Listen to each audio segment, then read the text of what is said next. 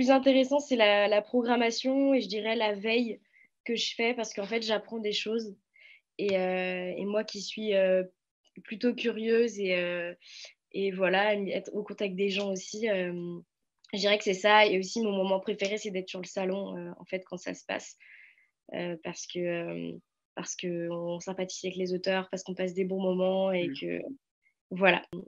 Et voilà, et juste peut-être pour vous donner une idée des salons, par exemple, nous, on programme le salon Livre dans la boucle à Besançon, qui est un salon qui a lieu en septembre, pendant la rentrée littéraire. Et c'est un salon où il y a à peu près 300 auteurs en tout sur 3 jours. Il y a 32 000 visiteurs enfin, l'édition dernière, il y avait 32 000 visiteurs et c'est 11 000 livres vendus à peu près. Donc, c'est beaucoup de flux, de trucs à gérer. Donc, voilà, c'est des gros, gros événements. C'est pour ça qu'on n'en a pas beaucoup dans l'année, quoi.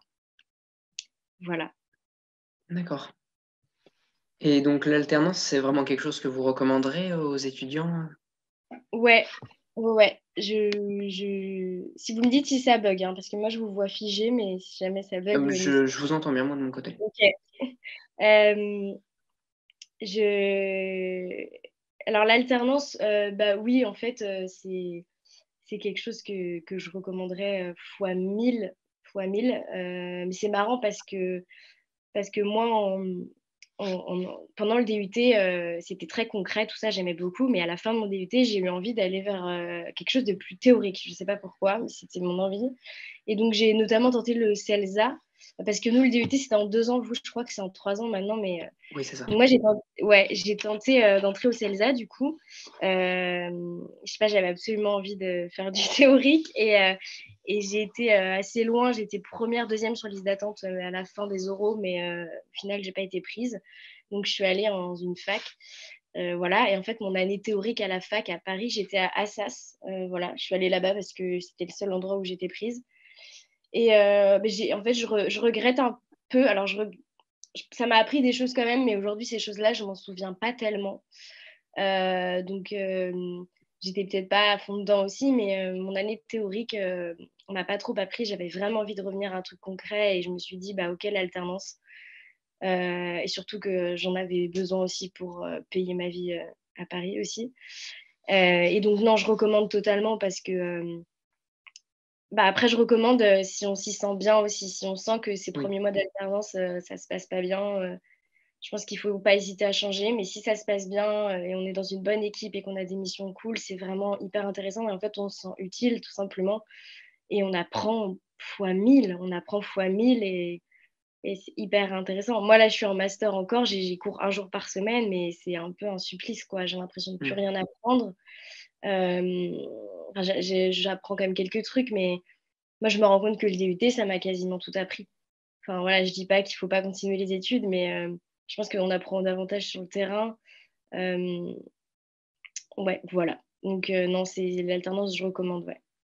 Vous avez dit être en contact avec des attachés de presse. Vous avez quelle mission? Ouais, exactement.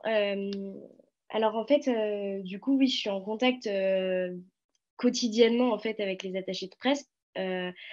Dans les maisons d'édition, parce que je ne vais pas direct être en contact avec les éditeurs parce que ce n'est pas forcément leur rôle, mais il y a souvent, moi je suis en contact avec les attachés de presse ou alors les chargés d'événementiel des maisons d'édition, euh, parce que c'est souvent des grosses maisons, donc il y a beaucoup de gens. Et ça, je suis en contact avec eux quand je construis mon plateau d'auteur. C'est-à-dire que moi, j'ai des envies d'auteur. J'ai envie de recevoir tel ou tel auteur parce qu'il a une actu, parce qu'il est connu, parce que je sais qu'il va vendre. Ou alors un auteur émergent ou un illustrateur émergent que je trouve super. Et du coup, je vais prendre contact avec l'attaché de presse que je connais déjà, enfin que je connais, on a déjà travaillé ensemble et tout. Je la contacte pas pour la première fois. Et ensuite, on discute ensemble. Elle aussi me fait ses propositions des auteurs qu'elle aimerait bien voir sur mon salon. Et ensemble, on voit quel auteur serait dispo, etc. Et ensuite, je lui envoie des invitations officielles. Elle les transmet aux auteurs. Et ensuite, là, il y a un va-et-vient constant. Il peut pas, il accepte, mais il voudrait une rencontre, etc. Voilà. Donc, ça se passe en fait comme ça. Avec toutes les maisons d'édition, moi dans la BD et dans la jeunesse. Donc voilà, je vous en ai cité quelques-unes dans la BD. On peut en avoir des maisons un peu plus indépendantes aussi, comme Atrabile en BD. On a 2024 aussi, qui est une maison que j'adore. On va voir Magnani. Voilà, et après, il y a les grosses, Casterman, Dargaud, Delcourt, Futuropolis, etc. Et en jeunesse aussi, on en a beaucoup. On a Actes Sud, Jeunesse, Albert Michel Jeunesse, Gallimard, etc. Et voilà. Mais c'est super intéressant ces relations-là parce que c'est plutôt cool. Les gens sont très gentils et il faut plutôt bien s'entendre. Enfin, comme expliqué, il faut bien, ouais, bien s'entendre avec les attachés de presse parce que ça peut être que bénéfique si tu t'entends bien avec elle et que la venue de l'auteur s'est bien passée dans ton précédent salon, elle pourra te faire confiance sur un prochain salon que tu organises et accepter plus facilement que l'auteur. Voilà. Parce que voilà, donc c'est bien de bien s'entendre avec les attachés de presse aussi. Mais c'est un métier intéressant. Moi, je suis de l'autre côté en fait. Je suis du côté organisation du salon, etc. Mais c'est vrai qu'il y a le côté attaché de presse dans la maison d'édition qui est hyper intéressant aussi, où du coup, les attachés de presse, elles, leur rôle, ça va être de mettre en avant les BD en fait de leurs auteurs et tout auprès des salons justement pour qu'ils soient présents dans le plus de salons possible en France. On avait aussi une question si vous pouviez préciser un petit peu plus votre master actuel. Ouais. Oui, alors mon master, du coup, c'est un master à l'ECS. C'est une école privée à Paris, dans le 16e. Alors moi, je voulais un master, du coup, je voulais revenir sur de l'événementiel. Donc, j'ai choisi ce master-là qui s'appelle Event et RP. Donc, je fais de l'événementiel et un peu de relations presse, relations publiques. Donc voilà, c'est un master. Après, je vois beaucoup de choses de communication aussi, donc ça reste un peu généraliste. Mais, euh, mais voilà, c'est plutôt intéressant. Je vois beaucoup de choses. Pilotage de projets événementiels. J'ai aussi des cours sur le marketing. Je vais avoir des cours sur comment créer son podcast et tout. Voilà, c'est assez varié.